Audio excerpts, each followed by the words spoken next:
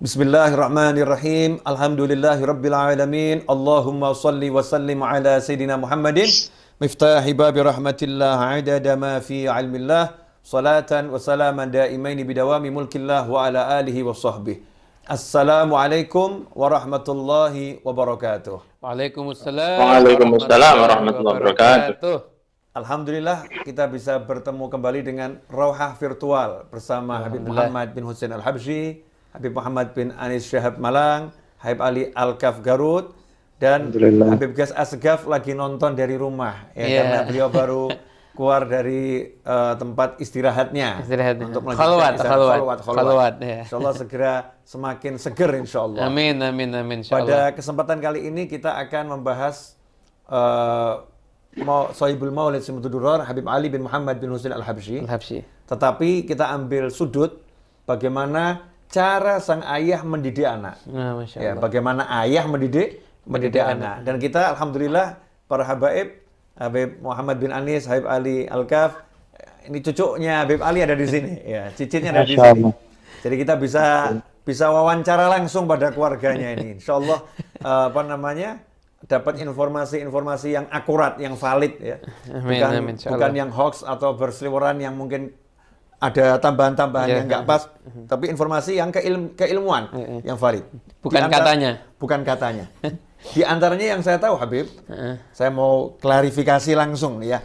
Habib Muhammad bin Husain Al-Habsyi ini, beliau ketika diperintahkan pindah ke Mekah oleh guru beliau, Al-Habib Abdullah bin Husain Batohir, saat di Mekah, beliau itu menyewa sebuah rumah, kemudian beliau juga bukan orang yang kaya raya. Orang yang ekonominya itu apa adanya. Ya, sampai beliau itu cari kayu bakar, kemudian dijual di pasar untuk kehidupan sehari-hari. Apakah memang seperti itu sesuai dengan faktanya? Ya. Bismillahirrahmanirrahim. Jadi Habib Muhammad bin Husain Al-Habsyi itu ketika beliau itu diperintahkan untuk ke Mekah, memang Habib Muhammad ini terkenal yakinnya luar biasa. Setiap diperintah sama gurunya untuk datang ke daerah ini tuh nggak pernah nanya di sana ada siapa atau saya harus temui siapa, nggak pernah, langsung berangkat.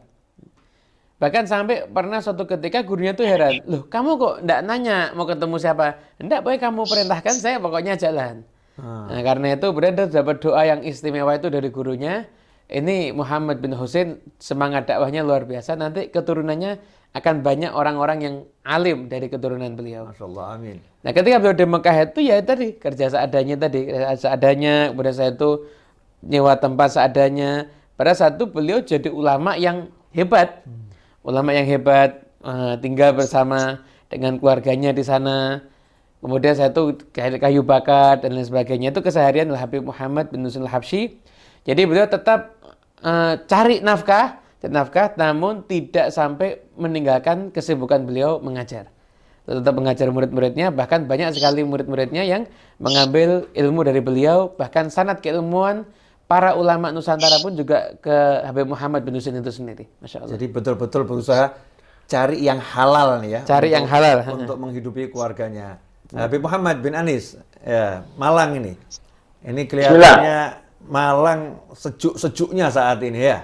Iya, hujan terus Habib, alhamdulillah. Masya Allah, ini Habib Ali Al-Kaf Garut juga menunjukkan panggilan dari Garut tentang kesejukan dan keindahan Garut yang selama ini kita dengar tampak dari wajahnya teduh. Wajahnya teduh. Masya Allah. Ini Habib Muhammad bin Anis, kita mulai dari Malang dulu. Tentang Habib Muhammad bin Husain Al-Habsyi ini, bagaimana beliau sebagai seorang ulama besar yang akhirnya punya putra-putra yang luar biasa, bukan hanya Habib Ali Habsyi, ada Habib Husain bin Muhammad bin Husain Al-Habsyi, ada Habib Ahmad bin Muhammad Al-Habsyi, ada Habib Syekh semuanya orang-orang yang luar biasa. Pandangan antum tentang sosok ayah ini seperti apa, Habib? Masya Allah, alhamdulillah. Sebenarnya Habib Novel lebih pas untuk ngomong masalah ini ya, karena alhamdulillah kita dijadikan oleh Allah orang-orang yang diamanati anak-anak oleh Allah, dan semoga kita menjadi orang-orang yang kelak berbahagia berkah dari anak-anak kita, dan semoga anak-anak kita dijadikan hujatan lana la alaina.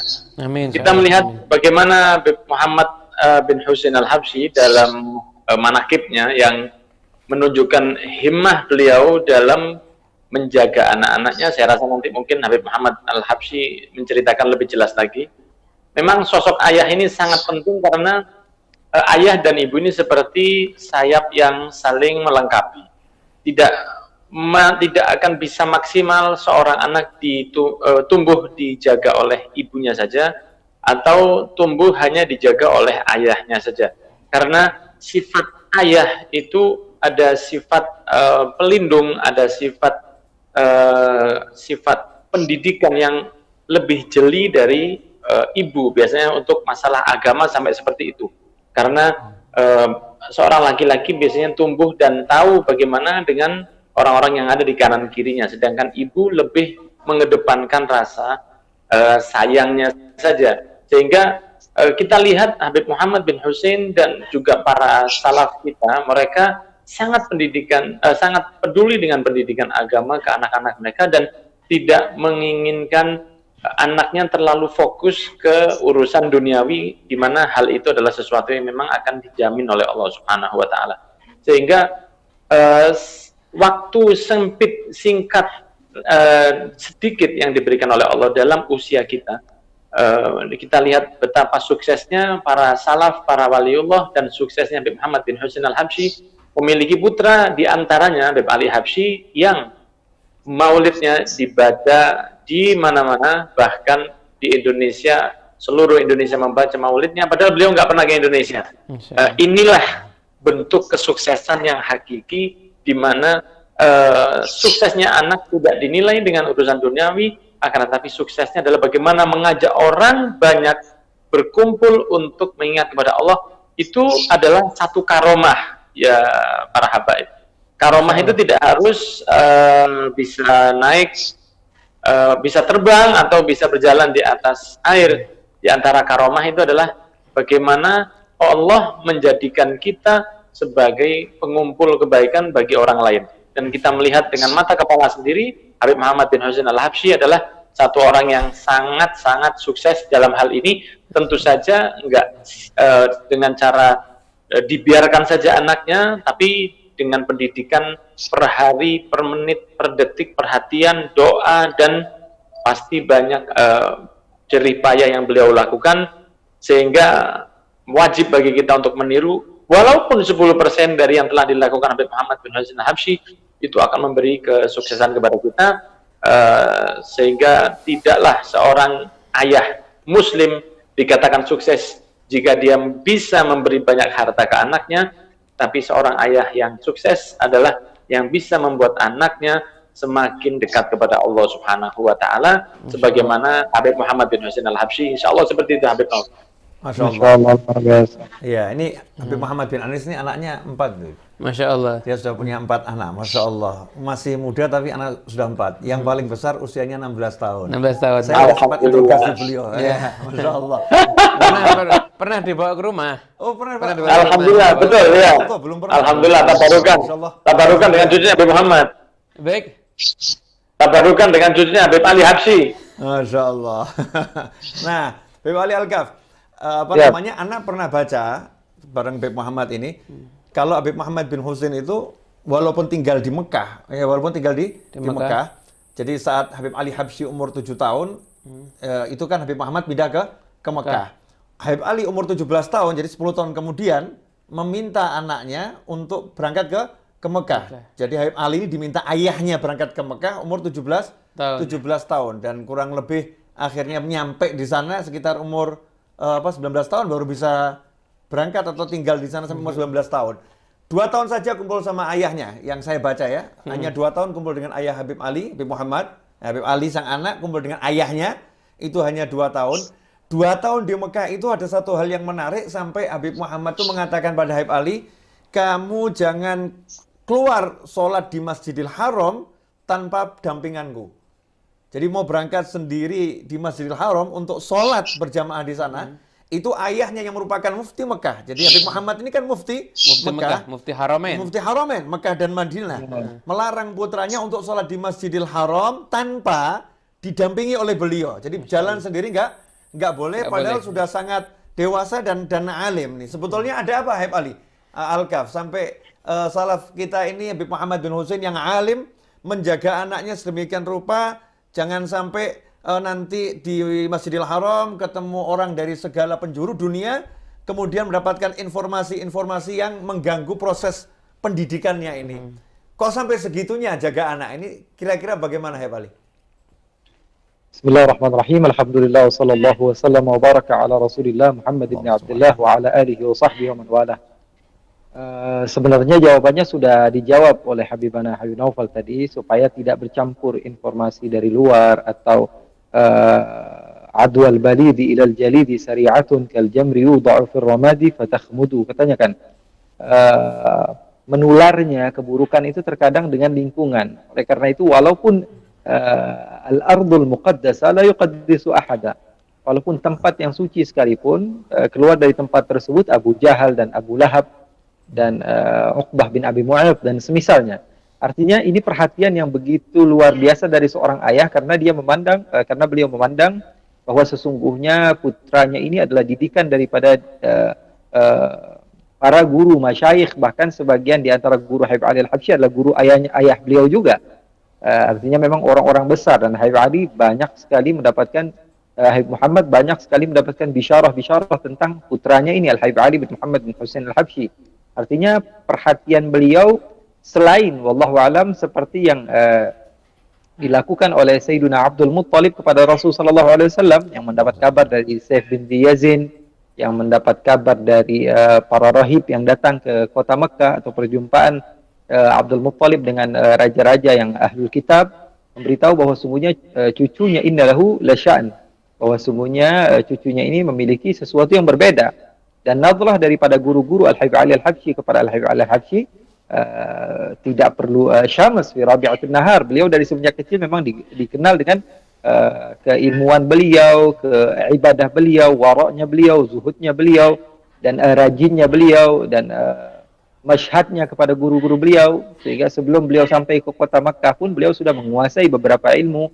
Terlebih beliau adalah salah satu di antara alumni ibunda beliau, Syarifah Alawiyah Al-Jufri, yang begitu alimah, yang begitu terdidik, dan saya kira ya seperti yang Habib Naufal katakan tadi, bahwa perlu kepada pendidikan anak itu diperhatikan dengan benar begitu, bukan main nitip-nitip aja di pondok, dilupain begitu. Yang penting saya sudah bayaran, saya titipkan anak saya yang penting harus jadi.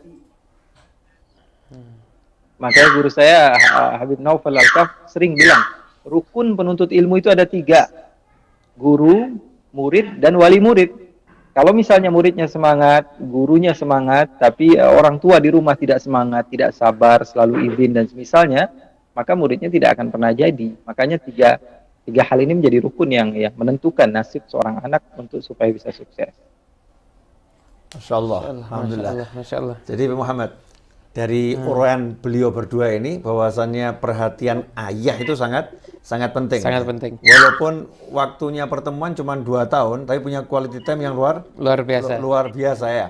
Sampai mau keluar ke masjid saja harus didampingi sama ayahnya, khawatir anaknya nanti lihat hal-hal yang nggak layak untuk dilihat, sehingga meniru atau menjadi tanda tanya, mengacaukan keyakinannya dan lain sebagainya. Kata Habib Ali di dalam Majmu' Wasaya wal Ijazat, dia mengatakan bahwa saya memanfaatkan waktu kumpul sama ayah saya itu, saya menghatamkan banyak sekali kitab langsung dengan ayah saya. Masya Allah, jadi belajar langsung dari ayah. Belajar langsung dari ayahnya. Sementara ayahnya Mufti Haramain. Mufti Haramain. Mufti Haramain. Jadi kan ada kebanggaan tersendiri bagi anak. Misalkan saya hatam kitab Mutamimah dengan ayah saya, hatam kitab Fathul Qorib dengan ayah saya, hatam kitab Fathul Mu'in dengan ayah saya. Itu kan satu nilai yang tersendiri. Nah, jadi langsung gurunya adalah ayahnya. Ayah saya. Nah, kemudian juga makanya Habib Ali Al-Habsyi berbangga Habib Naufal ya. Saya pernah baca juga kalau Habib Muhammad bin Husain ini setiap malam itu keluar dari kamar mengontrol anak-anaknya. Iya, lagi apa kamu? Kitab apa yang kamu baca? Kamu lagi ngapain ya? Dikontrol betul nih, anaknya lagi belajar apa. Dan yang menarik, bukan cuman lagi belajar, kalau anaknya lagi bermain, Habib Muhammad bin Husain ini juga ikut bermain. Ikut bermain. Ya, ikut bermain, berlari-lari bersama anaknya Mufti, ayah mau bermain-main sama anaknya umur 17 tahun, 18 tahun, berlari-lari pun dilayani tengah malam. Waktu anak lagi main-main, Habib Muhammad juga ikut main. Ikut main. Main-main. Artinya tidak streng harus belajar terus enggak ada waktu untuk bermain-main. Nah, ini biasanya yang paham begini-begini nih, urusan bermain-main dengan anak ini, yang paham betul ini dua Habib kita nih. Nah, dua Habib kita ini paham betul. Laisa bigharib ya Habib. Lebih Bukan sesuatu yang aneh. Faqad kana jadduhu kadzalik. Masya Allah, Rasul sallallahu alaihi wasallam. Beliau main sama Sayyidina Hasan, Sayyidina Husain. Beliau juga Sayyidina Rasul sallallahu alaihi wasallam ada riwayat berlari dengan Sayyidatuna Aisyah bersama istrinya Sayyidatuna Safiyah. Rasul sallallahu alaihi wasallam bahkan pernah sedang sholat Sayyidina Husain mendatangi Rasul sallallahu alaihi wasallam di atas pundak Rasul sallallahu alaihi wasallam, sehingga Rasulullah memperlambat sujudnya, sehingga sebagian sahabat selepas salam Rasulullah tanya, kalian pasti kebingungan kenapa saya memanjangkan sujud saya. Iya ya Rasulullah, sebagian mengatakan kami kira bahkan engkau sudah tidak ada ya Rasulullah. Sebagian lagi mengira bahwa Rasulullah SAW mendapatkan wahyu. Kata Rasulullah, tidak, saya didatangi oleh Husain dan saya tidak mengangkat kepala saya sebelum dia puas. Masya Allah. Allahumma sholli. Jadi dalam sholat pun memberikan kesempatan cucunya bermain. Masya Allah. Rasulullah SAW ya. Rasulullah SAW sampai-sampai juga Rasulullah memiliki cucu namanya Umamah. Ada Rasulullah SAW memiliki cucu dari anak perempuannya yang bernama Zainab, ada namanya Umamah dan Ali. Zainab menikah dengan Abul As bin Rabi, memiliki putra dan putri bernama Umamah dan Ali. Umamah ini yang di dalam riwayat sahih dikatakan bahwa Rasulullah SAW menggendong beliau kalau sedang sholat, sampai-sampai Rasulullah SAW membawa beliau, meletakkan kemudian duduk, lalu dijadikan dalil oleh madhab Maliki bahwa boleh membawa anak di dalam sholat, mengangkat atau bergerak lebih daripada tiga gerakan. Salah satu ulama dari madhab Maliki pernah suatu saat di kota Makkah, dia kejatuhan imamahnya sampai ke bawah, kemudian dia ambil, dia pakai. Salah satu daripada pengikut madhab Syafi'i mengatakan, ini sudah berapa gerakan ini orang. Setelah salam dia katakan, lahamdul umamah athqal min lubsil imamah. Lahamdul umamah athqal min lubsil imamah. Katanya Rasulullah dulu bawa umamah lebih berat dibanding apa? Hanya sekedar menggunakan. Artinya Habib Muhammad bin Husain ini bukan sesuatu yang aneh begitu, karena beliau memang adalah orang yang mengikuti kakek beliau Rasul sallallahu alaihi wasallam. Makanya Habib Ali Al-Habsyi berbangga, musalsalatan anhum asanidu akhdhihim ila khairi mahmudin wa ashraf Muhammadi abun yatalaqqa an abihi wa hakadha fayalahu min aba kiramin wa ajdadi. Jadi mungkin Habib Muhammad bin Anis banyak nih bisa menambahkan tentang main-main nih. Ya, Habib Muhammad bin Anis. Ini pandangan antum tentang Habib Muhammad bin Husain. Masih mau Habib Muhammad bin Husain Al-Habsyi ini masih mau bermain dengan anaknya yang umurnya 17 tahun, lari-lari, mau beliau ini. Seperti dalam riwayat ya. Dan apa namanya, senang untuk melakukannya itu dan menjadi memori untuk putra beliau Habib Ali. Bahkan ketika Habib Ali sakit, ya lagi rebahan manggil putrinya Habibah Khadijah, kemudian menceritakan, dulu ayahmu ini begini, dulu ayahmu begini, termasuk dulu ayahmu ini ketika belajar di Mekah dengan kakekmu, di tengah malam kakekmu itu keluar, lihat apa yang kami baca. Kami ditanya lagi, baca kitab apa yang kamu kan. Kalau kami lagi main-main, ayah kami ikut main-main. Masya Allah, iya. Nah, ini pandangan antum dari sisi kejiwaan. Ana lihat antum memang ahli jiwa Habib Muhammad. Masya Allah. Soalnya di Lawang ada rumah sakit jiwa, Habib. Oh, Masya Allah. Di mana-mana ada, Habib. Di mana-mana ada. Masya Allah. Akhirnya pandangan antum tentang anak diajak bermain. Kalau sekarang ini kan kena daring ini, banyak orang tua yang akhirnya marah-marah terus sama anaknya ini. Anaknya suruh belajar, suruh pintar, suruh dapat ranking, suruh ini ya. Tapi nggak ada yang ngajak main, anak kelihatannya ini kurang ngajak main. Karena berlibur juga agak susah kan masa pandemik begini. Iya. Padahal satu hadis dari Nabi Muhammad SAW, mohon maaf kalau saya ulang mungkin karena tadi sempat putus ya beberapa menit, saya baru kembali dan semoga belum disampaikan Habib Ali Al-Kaf, karena satu hadis dari Nabi Muhammad, beliau bersabda, man lahu sobiyun falyatasobalah, siapa orang punya anak maka hendaklah dia jadi seperti anak kecil itu, jadi bermain dengannya, dan ya bahasa kita mungkin gila-gilaan dengan dia, asal tidak sampai melanggar syariat. Dan kita ketahui sendiri bahwa Nabi Muhammad SAW pernah main seperti onta-ontaan dengan Sayyidina Hasan dan Sayyidina Husain. Mungkin tadi sudah disampaikan oleh Habib Ali Al-Kaf. Belum ditambahkan. Belum. Karomahan Belum ya? Nggak lihat tapi paham kalau ini belum disampaikan semua ini. Luar biasa. Masya Allah. Terbongkar akhirnya di sini. Terbongkar, ya. Terbongkar di Kita sini. kita Kita tahu menghargai sejarah. bahwa Betul. Rasulullah SAW satu waktu di dalam rumahnya didatangi oleh satu sahabat, kemudian ketika itu melihat di pundaknya ada Sayyidina Hasan dan Husain, dua calon pemuda penghuni surga, yang semoga kita bisa bertemu Amin. dengan beliau berdua. Dan beliau ini menaiki pundak Rasul, dan Rasul pun berjalan seperti onta di dalam rumah beliau yang sangat sederhana, bukan dari rumah yang ada marmernya atau keramik mahal seperti rumah kita, di rumah yang beralaskan tanah dengan kesederhanaan yang luar biasa, tapi ada keceriaan yang sangat istimewa di dalam rumah itu, sehingga salah satu sahabat mengatakan, nikmal jamal jamalukuma, alangkah indahnya onta kalian berdua. Maksudnya adalah alangkah mulianya yang kalian tunggangi. Kita mungkin nggak melihat onta itu sebagaimana orang Arab melihat onta. Onta itu bagi mereka seperti keluarga mereka sendiri saat itu. Di zaman Rasul, jika ada orang yang mencederai ontanya, maka seperti mencederai dirinya. Mereka mencintai onta sangat luar biasa, sehingga mereka menggambarkan alangkah indahnya onta yang kalian tumpangi, yang kalian tunggangi. Dan itu bukanlah satu penghinaan kepada Nabi Muhammad SAW, karena onta adalah sesuatu yang sangat istimewa bagi orang Arab. Dan dia mengatakan, alangkah indahnya onta yang kalian tunggangi. Dan saya merinding kalau melihat hadis ini ketika Rasul melihat ke arah yang sahabat yang berbicara tadi. Fanadhara ilaihi, Rasul pun melihat kepadanya, wa ni'mar raqibani huma, dan alangkah mulianya mereka dua penunggang ini. Itulah Nabi Muhammad SAW. Mungkin saat itu nggak ada HP yang diberikan oleh Rasul ke anak-anaknya, nggak ada permainan-permainan yang seperti saat ini.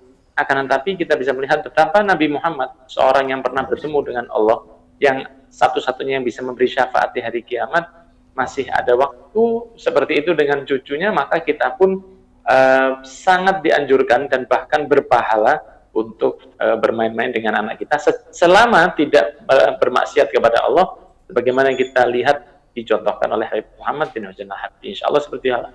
Masya Allah, ini saya dapat tambahan ilmu ya, walaupun kita udah sering dengar, tapi ini saya dapat tambahan mulahadhah Habib, mau saya sampaikan ke antum semua ini. Jadi Rasulullah SAW saat sahabat memuji Sayyidina Hasan dan Husain, bahwasanya kalian berdua lagi menunggangi kendaraan yang terbaik, terbaik, Rasulullah SAW mengingatkan sahabat sesuatu yang mereka lupa saat itu. Iya. Rasulullah mengingatkan sahabat sesuatu yang mereka lupa saat itu. Langsung Rasul menoleh ke arah sahabat dan berkata, sesungguhnya penunggang yang terbaik adalah kalian berdua. Memang aku kendaraan yang terbaik, tapi penunggang yang terbaik adalah kalian berdua. Rasul mengajak umatnya untuk melihat, ini yang lagi menunggangin aku ini adalah dua manusia yang terbaik. Jadi Rasul nggak mau cuma sahabat lihat dirinya, tapi jadi sahabat juga lihat keluarga Nabi Muhammad Sallallahu Alaihi Wasallam. Dan ada tambahan, Habib. Rasulullah mengalihkan, dan sebaik-baik penunggang adalah kalian berdua. Ada tambahan, Habib. Nah, ini kita akan sedikit naik obrolannya. Ini mau ada Novel. Lebih. Ada tambahan lagi ya, Habib? Ada tambahan. Habib, fadhol. Dan yang sahabat itu yang diriwayatkan adalah Sayyidina Abu Bakar As-Siddiq. Jadi seakan-akan ada pesan kepada khalifah pertama untuk memuliakan mereka.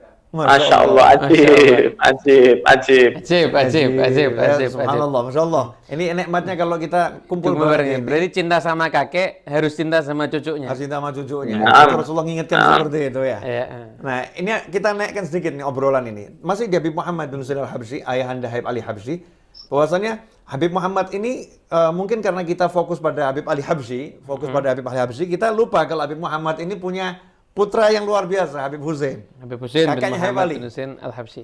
Habib Hussein, ya. Habib Hussein bin Muhammad bin Hussein Al-Habsyi, Al-Habsyi betul. yang menjadi mufti juga, meneruskan ayahnya yang menjadi mufti Haramain Mekah dan Madinah.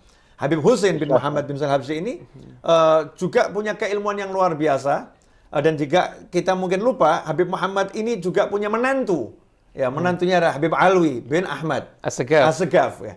Beliau berdua ini adalah ulama-ulama yang menjadi panutan ulama-ulama Nusantara. Yang menjadi panutan ulama-ulama di Negara Kesatuan Republik Indonesia. Nanti insya Allah Habib Muhammad akan bacakan ini ya, bacakan pemirsa tulisan Syekh Yasin Al-Faddani, Syekh Yasin Padang ya, Al-Faddani yang menjadi tempat rujukannya para ulama ahli sanad. Ya, beliau ini orang yang luar biasa. Syekh Yasin Al-Faddani menjelaskan dalam bukunya Tasniful Asma. Tasniful Asma. Tasniful Asma, di situ dijelaskan bahwasannya dua ulama besar pelita Nusantara, yaitu Syekh Hashim, pendiri Nahdlatul Ulama, ya, Mbah Hashim Asy'ari, kalau kita panggil biasanya Mbah Hashim Asy'ari, Muhammad Hashim, guru kita semua, dan juga Syekh Khalil Al-Bangkalani. Al-Bangkalani. Jadi kita biasa manggilnya kan Mbah Hashim Asy'ari gitu kita. Kalau kita di masyarakat gitu lebih mudah begitu. Kemudian Mbah Khalil Al-Bangkalani, beliau berdua ini adalah orang-orang yang luar biasa yang ternyata beliau berdua selama di Mekah 6 tahun itu berguru kepada Al-Habib Hussein bin Muhammad bin Hussein Al-Habsyi yang merupakan putra Habib Muhammad bin Hussein Al-Habsyi, dan berguru juga kepada Al-Habib Alwi bin Ahmad As-Segaf yang merupakan pengarang kitab syarah Fathul Mu'in, Tarsyihul Mustafidin. Selama 6 tahun, baik di rumahnya maupun di Masjidil Haram. Ya. Keduanya belajar kepada dua Habib tersebut. Nah ini silakan dibacakan Habib Muhammad. Biar pemirsa tahu bahwasannya yang kita sampaikan ini semua berlandaskan data-data ilmiah, fakta. Nah, jadi dalam kitab Tasniful Asma karya Syekh Yasin bin Isa Al-Faddani di halaman 704, di situ tertulis kama annahu lazama as-sayyid Alawi. Ini ketika babnya apa tuh, Bib? Atasnya. Ini huruf H. Jadi kan Tasniful Asma ini daftar gurunya Syekh Yasin. Orang-orang yang Syekh Yasin ngambil sanad kepada beliau. Syekh Yasin Al-Faddani kan mendapatkan gelar Musnidud Dunya di masanya. Masya Allah. Di pemegang sanad di dunia terbanyak saat itu ya beliau. Jadi karyanya banyak sekali, Beb. Beliau itu ada satu karyanya fenomenal, Beb. Judulnya Al-Arba'in Al-Buldaniyah. Jadi 40 hadis dari 40 matan yang berbeda, dari sanad ilmu yang berbeda. Ada yang ulama dari daerah yang berbeda, ada yang dari Yaman, ada yang dari Nusantara, dari mana-mana. 40 daerah yang berbeda, sanad hadisnya beliau ambil semuanya. Dan dapat hadis juga itu. Nah, di sini beliau punya kitab Tasniful Asma. Di sini beliau menceritakan biografi atau tarjamah dari Mbah Hashim Asy'ari. Disebutkan kama annahu lazama as-sayyid Alawi bin Ahmad As-Saqaf naqib Sadah. Itu berarti yang ngurus Sadah itu ada di sana. Wa Sayyid Hussein bin Muhammad Al-Habsyi Al-Mufti. Qara'a alaihima fil haram syarif wa fi manzilaihima. Jadi belajar baik di Masjidil Haram ataupun di rumah keduanya. Jadi Mbah Hashim Asy'ari itu belajar sanad beliau itu sampai ke Habib Hussein bin Muhammad Al-Habsyi dan Habib Alawi bin Ahmad As-Segaf, penulis dari kitab Tarsyihul Mustafidin Syarah Fathul Mu'in. Ada juga keterangan di muqaddimah bagian depan dari kitab Fawaidul Janiyah karya Syekh Yasin bin Isa Al-Faddani. Itu kan kitab tentang qawaid fikih. Di situ beliau menyatakan sanad ilmu qawaid fikihnya dari Habib Hussein bin Muhammad Al-Habsyi dan dari ayahnya Habib Muhammad bin Hussein Al-Habsyi. Masya Allah. Ada juga di muqaddimah Hasyiah At-Tirmidzi. Jadi ada kitab Muqaddimah Hadramiyah, itu matanya, syarahnya Minhajul Qawim dari Ibn Hajar. Itu dihasyiahi sama Syekh Mahfud At-Tirmidzi. Di bagian muqaddimahnya di antara guru-gurunya adalah Habib Hussein bin Muhammad bin Hussein Al-Habsyi. Jadi Syekh Mahfud At-Tirmidzi juga nyebut ya? Juga nyebut. Di muqaddimah Hasyiah At-Tirmidzi. Jadi sanadnya. Jadi sebenarnya kalau kita lihat, jadi sanadnya Habib sama Kiai ini ya satu. Nyambung. Jadi nggak bisa terpisahkan. Sehingga ketika para habaib datang ke Indonesia, mereka datang ya akrab. Ya akrab ketika hall Solo, hallnya Habib Ali bin Muhammad Al-Habsyi diadakan, ya para kiai seperti gayung yang bersambut. Ya, karena keluarga gurunya. Karena ya? keluarga gurunya, sehingga nyambung terus hingga sampai sekarang ini. Masya Allah. Habib mungkin pernah dengar sesuatu Habib yang bisa disampaikan. Fadhol Habib. Ajib. Kok jadi diam semua Habib Ali Al-Kaf sama... Iya, saking ajibnya kalamnya tadi itu Habib. Saking ajibnya. Perlu di-share nanti ini ya, bukan hanya di YouTube aja nanti. Perlu di Facebook kan dan di Instagram kan juga. Kalau kita lihat dari kitabnya Syekh Yasin Al-Fadani ini, ternyata hubungan antara ulama-ulama Indonesia tempo dulu dengan ulama-ulama Mekah, ulama Hadramut ya, itu ada hubungan yang tidak bisa terpisahkan. Terputus. Bahkan di kitab ini ada Mbah Maksum Lasem, Habib Salim bin Jindan, Habib Abdul Qadir bil Faqih Darul Hadis. Ada semua Habib. Masya Allah. Jadi saling melengkapi. Jadi habaib ada yang berguru kepada para kiai, kiai juga berguru kepada para habaib, itu satu hal yang sebetulnya terjadi biasa dulu, terjadi biasa. dari dulu seperti Masya itu. Allah. Seperti itu. Alhamdulillah. Ini lagi-lagi prestasi Habib Muhammad bin Husain Al-Habsyi ya. Masya Allah. Punya anak-anak yang akhirnya anak-anak tersebut menjadi salah satu ulama ya, ulama yang membawa peran dakwah sampai ke Indonesia. Karena keilmuannya, sanadnya ilmu jelas tadi ya. Keilmuannya nyampe ke Indonesia. Lah ini saya juga tertarik, ternyata Habib Muhammad bin Husain Al-Habsyi dalam dakwah punya metode yang luar biasa, yang mungkin kita-kita ini yang hidup di zaman modern ya, jauh kalah. Karena saya pernah mendengar dan saya pernah membaca, bukan cuma membaca, tapi saya pernah mendengar langsung dari almarhum Habib Muhammad Anis, yang singkat biasanya orang panggil Habib Anis, kakek antum Habib ya. Habib Al-Habsyi. Itu Habib Muhammad. Akhirnya di Garut, Bib. Ya. Habib Muhammad. Akhirnya di Garut. Namanya ajib nyambung Habib Muhammad bin Anis. Ya. Mungkin dapat nama dari kakek antum Muhammad Anis. Habib Anis. Iya.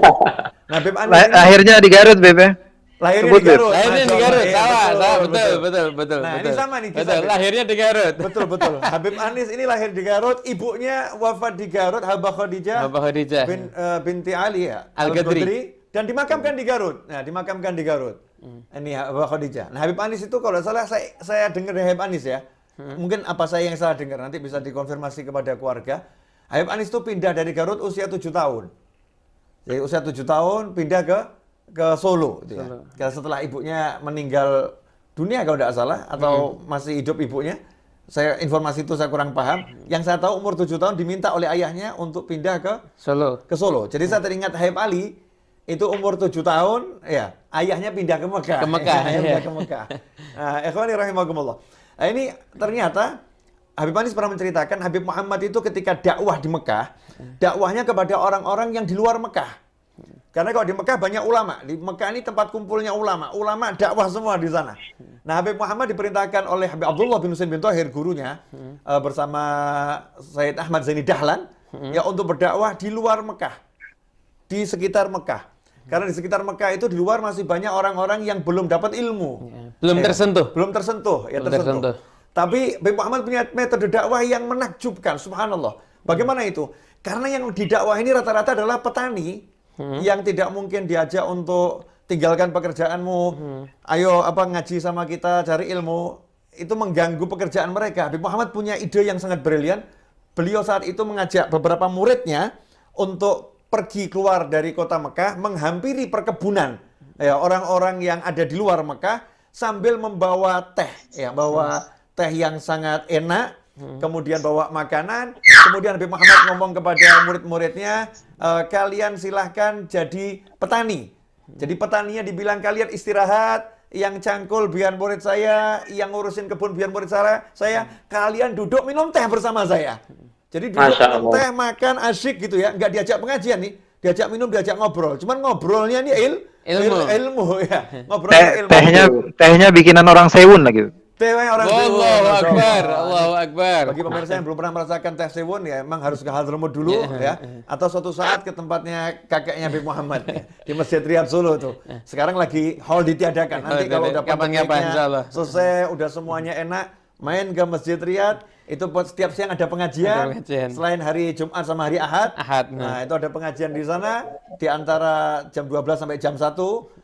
Di situ minumnya setengah 12 sampai setengah 1. Setengah 12 sampai setengah 1 minumnya teh ya. Tehnya sama Oke. kacang kuning yang luar biasa. Dengan minuman yang enak, makanan yang enak, dikasih omongan yang enak. Ya akhirnya senang tuh masyarakat. Sampai suatu ketika kemudian Habib Muhammad nih lihat kok petani-petani yang ngomong, kami pengen belajar lebih jauh. Tidak cuma di waktu ini, waktu kerja. Malam ada tidak pengajian? Oh ada. Akhirnya petaninya itu malam mau berangkat ngaji ke Habib Muhammad bin Husain Al-Habsyi. Nah suatu ketika sampai pernah terjadi, entah itu waktu di Hadramut atau di Mekah, pernah terjadi karena metode ini diterapkan di setiap kali beliau dakwah, terapkan metode ini. Terjadi orang-orang yang biasa hadir ini, petani-petani ini, nggak kelihatan.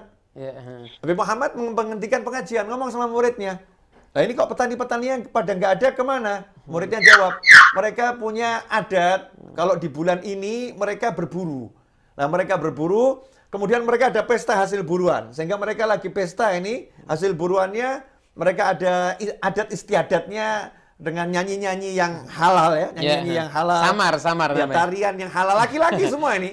Tarian yang halal, mereka joget-joget yang halal ya. Halal. Mereka sehingga nggak hadir pengajian. Habib Muhammad ngomong, nah mereka biasanya senang hadir bersama kita, maka kita juga harus senang hadir bersama mereka. Karena kegiatannya nggak halal. Ya. Maka Habib Muhammad ngajak muridnya untuk berangkat ke tempatnya petani tadi. Petaninya langsung menghentikan semua tariannya. Ya tariannya, nyanyinya dihentikan semua karena gurunya datang. Habib Muhammad mengatakan, lanjutkan. Beliau duduk. Ya beliau duduk, melihat mereka bersenang-senang, mereka makan dilihat. Selama itu halal ya, halal nggak ngelanggar syariat. Selesai acara, petani-petani tadi ngomong, Habib, lah karena antum sudah di sini, tolong dikasih pengajian seperti biasanya. Akhirnya pengajiannya istiqomah, jalan seperti itu. Padahal itu sudah larut malam itu. Sudah larut malam. Masya Allah. Ini kita pengen dengar nih, pandangan dua Habib kita ini. Masya Allah. Tentang kakeknya Habib Muhammad, tentang kakek gurunya Mbah Hasyim Asy'ari. Ya. Tadi ini kakek gurunya Mbah Hasyim Asy'ari ini. Tentang kakek gurunya Mbah Khalil Al-Bangkalani, kakek gurunya Syekh Yasin Al-Fadani, kakek gurunya Syekh Mahfud At-Tarmasi. Ini loh habaib ya seperti ini nih. Mungkin jangan mandang para habaib dari kami-kami ini. Kalau kami-kami ini ya Masya Allah masih kotornya luar biasa, jauh. Nah, ini kakek-kakek gurunya Mbah Hasyim ini nih habib yang memang kualitasnya mutiara, intan, berlian, emas yang luar biasa. Jadi kita malu kalau dengar kisah seperti ini. Habib Muhammad, fadhol, bin Anis. Iya. Memang cara-cara seperti itu luar biasa, Habib. Anan dulu waktu mondok di Darut Tauhid itu ilmu yang paling cepat masuk itu kalau waktu taklim kita satu guru saya, Ustadz Lalu Busairi namanya, orang asli Lombok. Kalau waktu beliau yang memberi kajian, waktu taklimnya beliau, selain cara penyampaiannya yang memang enak, tapi di kelas itu kita diperbolehkan bawa minuman ketika taklim. Waktu masih mondok, sehingga banyak anak-anak yang datang bawa termos, bawa galon, dan lain sebagainya. Dan subhanallah, justru dengan taklim suasana yang seperti itu, karena hati kita dalam keadaan yang senang, maka masuknya ilmu itu subhanallah lebih mudah, sehingga sampai saat ini pun saya setelah kurang lebih 24 tahun atau 21 tahun keluar dari pondok, tapi itu diantara momen-momen yang saya ingat, yaitu taklim seperti yang dilakukan Habib Muhammad tadi, dengan ada minuman, dengan cara penyampaian yang baik. Karena bagaimanapun juga di zaman seperti ini, di zaman kita di era yang milenial atau kolonial atau wallahu alam, saat ini memang sering orang yang datang ke kajian kita itu mereka membawa masalah yang ada di dalam kehidupan mereka. Ada yang bermasalah dengan ekonominya, ada yang bermasalah dengan rumah tangganya, ada yang bermasalah dengan tetangganya, dan masalah yang lain. Maunya mereka, masih sempatnya mereka datang ke tempat kajian, itu adalah salah satu bentuk cahaya yang masih ada di dalam hati mereka. Maka cahaya yang ada di dalam hati mereka itu tidaklah dikobarkan dengan cara hanya monoton dengan kajian saja, tapi kita lihat gimana cara kakek-kakek kita, para ayah kita, para habaib kita.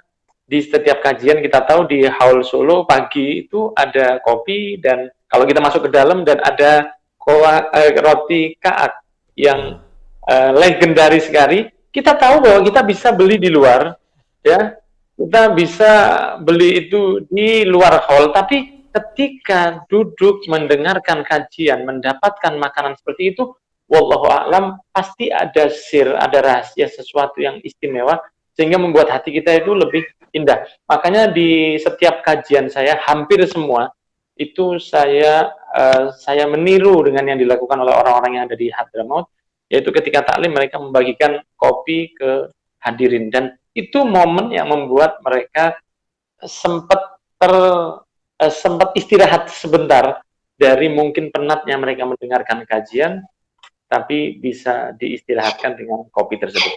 Dan tidak hanya Habib Muhammad bin Husin saja, banyak juga para habaib kita yang menurunkan standar mereka sebagai seorang alim, sebagai seorang mufti, sebagai seorang yang luar biasa, menurunkan martabat mereka agar supaya tujuan dakwanya disampaikan.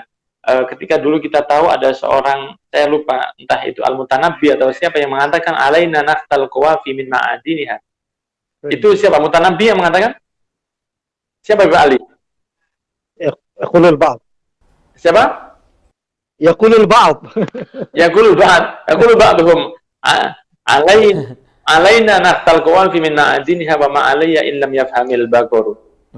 Saya akan membuat satu syair atau sastra bahasa yang sangat tinggi, dan jangan salahkan saya jika sapi-sapi itu nggak paham. Ini adalah salah satu bentuk arogansi menurut saya, sesuatu yang arogan dari seorang yang berilmu, yang menganggap orang-orang yang tidak paham itu direndahkan seperti sapi yang nggak paham.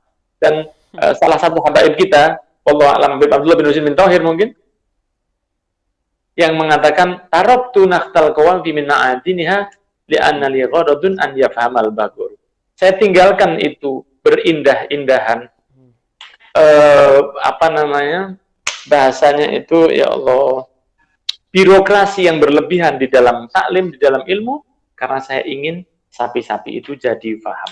Luar biasa pengajaran dari para habaib kita dalam bagaimana caranya kita untuk bisa menjadikan orang-orang yang mengaji ini seperti tamu, dan kita diajarkan oleh ayah kita, oleh kakek kita, bahwa sebenarnya yang butuh dari kajian itu adalah kita ke mereka.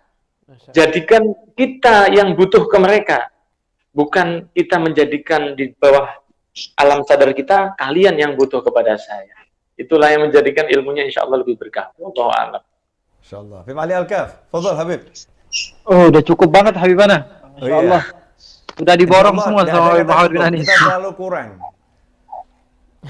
Masya Allah. Iya, Habib Muhammad bin Husain Al-Habsyi, beliau berdakwah sebagaimana dakwah kakek moyang beliau. Yang diinginkan adalah hasil, bukan cara. Yang terpenting hasil, natijah, bukan wasail. Karena wasail hanya sekedar wasilah untuk sampai kepada satu hadaf. Nah, yang diinginkan adalah hadaf. Contohnya, ketika seorang anak kecil, saya ingin membahagiakan anak kecil, diberikan uang 2.000, dia lebih senang dibanding 100.000. Karena apa? Dia 2.000 dia tahu bisa membeli permen, sementara 100.000 dia nggak tahu buat beli apa. Maka hadaf kita ingin menyenangkan mereka, pahala kita lebih besar ketika kita memberikan nilai yang lebih kecil, akan tapi lebih membuat mereka senang. Ataupun kita memiliki orang tua yang mungkin tidak biasa makan-makan yang aneh-aneh, tapi kita pengen seperti orang kota gitu, bikin mereka senang dengan makanan, contohnya diajak makan steak pakai pisau yang aneh misalnya begitu, sehingga mereka justru menjadi malu gitu. Nah, ada orang yang fokus dengan wasilah, wah ini cara untuk membahagiakan, sebagaimana fulan YouTuber segala macam, dia contoh begitu. Padahal nggak mesti, yang terpenting apa? Bagaimana hadaf, tujuan atau natijah daripada apa yang diinginkan, seperti apa yang dicontohkan Habib Muhammad. Dan dakwah itulah yang perlu dipahami, seperti yang dikatakan Habib Muhammad bin Anis tadi. Ini fiqh dakwah ini yang perlu disebarkan gitu. Yang terpenting itu bukan cara, Yang terpenting itu bukan wasilah, yang terpenting hasil. Hasal maksud. Apa yang kita inginkan itu sampai manfaat kepada orang lain. Jadi itu yang didapatkan oleh mereka para salafus saleh, yang mereka dapatkan dari guru-guru mereka. Tadi antum juga menyinggung kedekatan para ulama kita dengan para ulama-ulama yang ada di Nusantara misalnya, para habaib. Karena mereka selain mereka memiliki nasab yang mulia, mereka memiliki ilmuwan yang tinggi. Bagaimana tidak Syekh At-Turmusi atau Syekh Fadani, ma'adrak, Syekh Hashim Asy'ari melihat orang-orang yang mereka agungkan. Contohnya seperti Sayyid Ahmad Zaini Dahlan menangis ketika ketinggalan rombongan Habib Abu Bakar bin Abdullah bin Talib Al-Attas. Kalau kita baca murasalatnya, surat dari Habib Sayyid Ahmad Zaini Dahlan yang menghambakan dirinya kepada Al-Habib Abu Bakar bin Abdullah bin Talib Al-Attas, guru Habib Ali Al-Habsyi. Artinya mereka tahu ini sosok panutan saya, orang yang paling utama di hati saya, sekelas Sayyid Ahmad Zaini Dahlan menganggap ini adalah orang yang paling penting bagi mereka. Sekelas Syekh Yusuf bin Ismail An-Nabhani, ulama Syam yang terkenal pada masanya, pengarang Jami' Karamatil Auliya atau Afdhalus Salawat, yang menjadi kebanggaan ulama-ulama Nusantara, kitabnya di mana-mana. Salah satu kakek saya juga, Al-Habib Ahmad bin Hamid Al-Kaf, sempat berkhidmah kepada beliau sekitar 3 atau 4 bulan di kota Madinah Al-Munawwarah. Setelah pulang dari Sewun juga belajar dari Al-Habib Ali bin Muhammad bin Husain Al-Habsyi. Artinya sekelas Syekh Yusuf bin Ismail An-Nabhani menulis dalam kitabnya Jami' Karamatul Auliya keutamaan Al-Habib Ali Al-Habsyi walaupun beliau tidak sempat berjumpa dengan Al-Habib Ali Al-Habsyi, dan memuliakan Al-Habib Husain karena Al-Habib Husain pernah mendatangi mereka ke Palestina, mendatangi mereka ke negeri Syam, dan beliau berkata dalam kitab tersebut, saya mencium tangan beliau dan berbangga dengan penciuman saya kepada keluarga Nabi. Itu adalah da'bus salihin. Allah, alhamdulillah. Nah, sebagai penutup, karena nggak terasa ini sudah 1 jam kurang lebih kita bicara. Begitu Mas Rio, ya sudah 1 jam kita bicara. Nanti kalau hampir 1 jam, 50 menit sekian. Kalau kepanjangan, nanti yang enak pemirsa.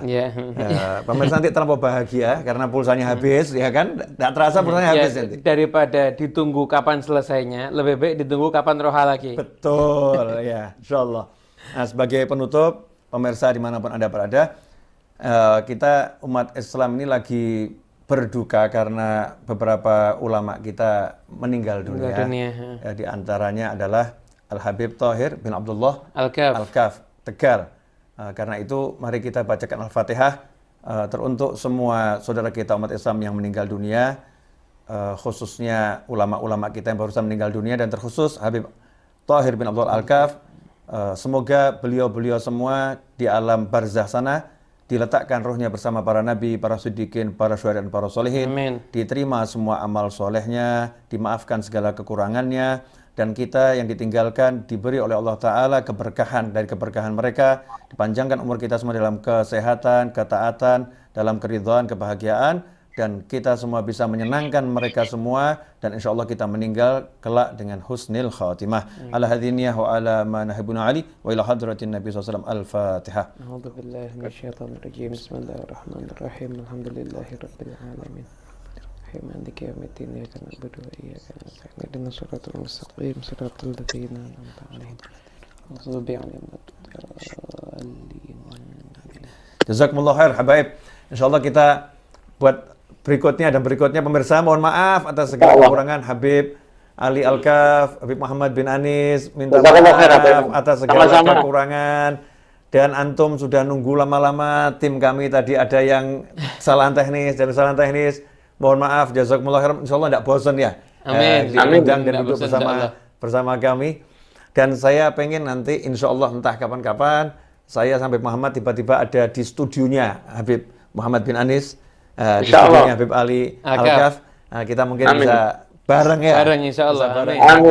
Amin. Virtual sambil kita merasakan apel Malang ya. Habib Muhammad bin Anis kita nggak diundang ke Solo nih kayaknya nih. Iya. Solo diundang pas tapi hall lagi ditiadakan. Nah, nanti setelah hall Ar-Raudhah, alhamdulillah kamar banyak. Banyak. Mau dipesankan apa yang harus dipesankan dulu akan kami siapkan untuk 2 Habib ini. Insyaallah. Insyaallah. Insyaallah ya. Insyaallah. Amin.